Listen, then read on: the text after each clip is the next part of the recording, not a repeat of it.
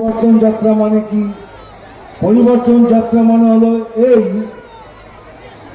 যে আমাদের প্রত্যেক মহিলা বোনদের জন্য প্রত্যেক মাসে ৩,০০০ করে টাকা দেওয়া হবে। সে কংগ্রেস হোক, কমিউনিস্ট হোক, টিএমসি হোক, বিজেপি হোক, হিন্দু হোক, মুসলমান হোক, সবাই মহিলা বোনদের জন্য ৩,০০০ টাকা আমরা ধার্য করেছি। আর তার থেকেও সব থেকে বেশি যেটা ইম্পর্টেন্ট সেটা হলো মহিলা বোনরা যে কোনো সরকারি বাসে চাপলে পরে তাদের টিকিট কাটতে হবে না। আপনারা শুধু গাড়িতে বসে যাবেন, কেউ আপনার থেকে টিকিট চাইবে না। যুবদের জন্য যারা বেকার, এই সরকার তো দেখলেন ১ কোটি যুবককে দাঁড় করিয়ে দিয়েছে ৫০ টাকা ভিক্ষে দেওয়ার জন্য। এবারে আমাদের ৭১ বেলডাঙ্গা বিধানসভার প্রার্থী সেখান থেকে বলে দেওয়া হয়েছে যে তাড়াতাড়ি আমরা হেলিকপ্টার উড়িয়ে নেবো, সেই জন্য সময় খুব কম। কিছুটা বলে আজকের জন্য আমাকে ক্ষমা করে দেবেন। বুঝতে পারছেন না কতটা শক্ত হবে, একদম উৎখাত, কোনো কিছুর অপেক্ষায় থাকবে না, মানুষ উৎখাত করবেই। মহিলাদের স্বতঃস্ফূর্ত সারা একদম দেখতে পাচ্ছেন, শুধু মহিলা। তৃণমূল দাবি করছে মহিলাদের তারা সার্বিক উন্নয়ন করেছে রাজ্যে, দেখতেই পাবে 4 মে 4 মে দেখতে পাবে কি হবে। বলছে বেলডাঙ্গা তাদের দখলে ছিল, তাদের দখলেই থাকবে। আচ্ছা তাই হোক না, হলে ক্ষতি কি? আচ্ছা বলছে রাজ্য সরকারের এতগুলো প্রজেক্ট, তার মধ্যে থেকে সরকার আসতে পারবে? রাজ্য সরকারের প্রজেক্ট, সেন্ট্রাল গভর্নমেন্টের রেশন, সেন্ট্রাল গভর্নমেন্টের প্রধানমন্ত্রী আবাস যোজনা, স্বচ্ছ ভারত, সব নিয়ে ন্যাকামো, লোকে বোঝে না। নমস্কার, আপনি কি বলবেন জেতার ব্যাপারে? খুব ভালো, একদম দারুণ।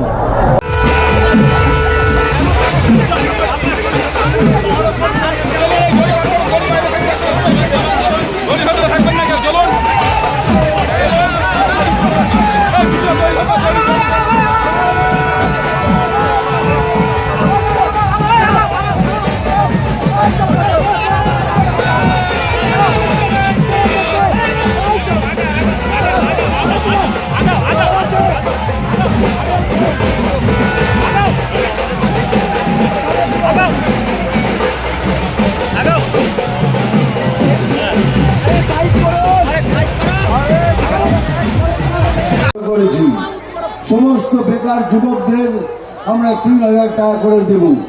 শুধু তাই নয়, তারা যাতে ভালো করে আগের জীবনে চলতে পারে, শুধু বাধা নয়, তাদের জন্য কর্মসংস্থান করে দেওয়া, ছোট ছোট ক্ষুদ্র শিল্প করে দেওয়া, তারও ব্যবস্থা করা হবে। ৫০,০০০ স্কুল আছে আমাদের এখানে, সেই স্কুলের মধ্যে টিচার তো নেই বললেই চলে। এই একটা টিচার ১ থেকে ৫ অবধি পড়ান, সমস্ত সাবজেক্ট পড়ান। ১৬৫ টাকা দিলে পরে এই পুরো ৫০,০০০ স্কুল ভালোভাবে চলতে পারে। সেই টাকা ওনার কাছে নেই, কিন্তু ক্লাবের জন্য ৪০০ কোটি টাকা, এর জন্য ৫০০ কোটি টাকা ওনার কাছে সব আছে। কিন্তু বাংলার বুকে পড়াশোনা করে আমাদের ছেলে মেয়েরা বড় হোক, এটা কেউ চায় না। তার একটাই কারণ, তারা একটা সমাজ ব্যবস্থাকে ভাঙতে হলে, তার কোমর ভাঙতে হলে দুটো জিনিস দরকার হয়। একটা হলো শিক্ষা, আর একটা হলো কার্যসংস্থা। ওই দুটোই উনি ভেঙে দিয়েছেন, যাতে আমাদের ভাই বোনরা সব না পড়াশোনা করা লোক থেকে যায়। আমি যত মিথ্যে বলবো সেগুলো যেন ওরা সত্য ভেবে না। কিন্তু সময় এসে গেছে এখন, তাই আমি বলছি আদিবাসী স্কুলেও কোনো টিচার নেই, সেই সমস্ত স্কুলেও যাদের টিচার থাকে, ভালো করে আমার আদিবাসী ভাই বোনরা পড়াশোনা করতে পারে, তার ব্যবস্থাও করব। আর একটা বড় কথা যেটা আমি বলতে চাই সেটা হলো, এটা ভালো করে শুনবেন, এটা শুধু ভোট করছে না, এরা অন্য চিন্তাধারায় বসে রয়েছে। সেই চিন্তাধারাটা কি সেটা আপনারা বুঝেন, আমরা সবাই বুঝি। সবাই মিলে এক ছাতার নিচে এসে এক মনে ভোট করবেন, সবাই মিলে এক ছাতার নিচে। ভরতদা আমার লোক, এই ভরতদা আমার লোক, মনে রাখবেন, এটা মনে রাখবেন, ভরতদা আমার লোক। কেন আমি পশ্চিমবাংলার এক কোণে থেকে আর এক কোণে ঘুরে বেড়াচ্ছি শুধু একটাই কারণে, বাংলাকে সন্ত্রাস মুক্ত করব, বাংলাকে আবার সোনার বাংলা তৈরি করবো। তার জন্য যা যা করতে হয় সব আমি করতে রাজি আছি, আর সেটা করে দেখাবো। আপনাদের যা যা প্রতিজ্ঞা করে দিলাম সেগুলো করে দেখাবো, এটাই আমার কর্তব্য। বসে আছে আমার ডায়লগ শোনার জন্য।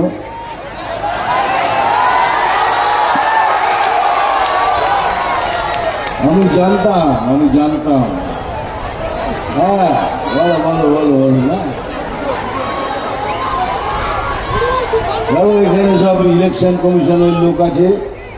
আমি প্রথম লাইনটা বলবো, পরের লাইনটা তোমাদের বলতে হবে। মারবো এখানেটা বলবো, পরের লাইনটা তোমাদের বলতে হবে।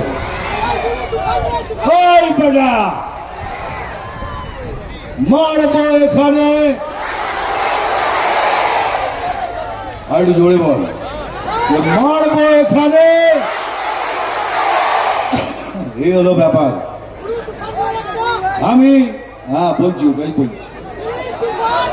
আমি জল ঢোড়াও নই, বেলে বোড়াও নই, আমি চাঁদ গোখরো।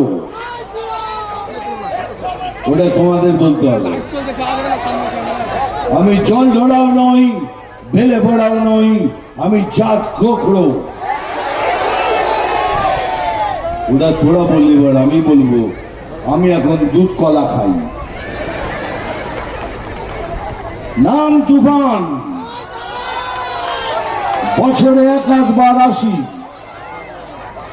যখন আসি তখন প্রলয় ঘটে, আর যখন যাই যারা নিজেকে ভগবান মনে করে তারা নিজের অস্তিত্ব খুঁজে বেড়ায়।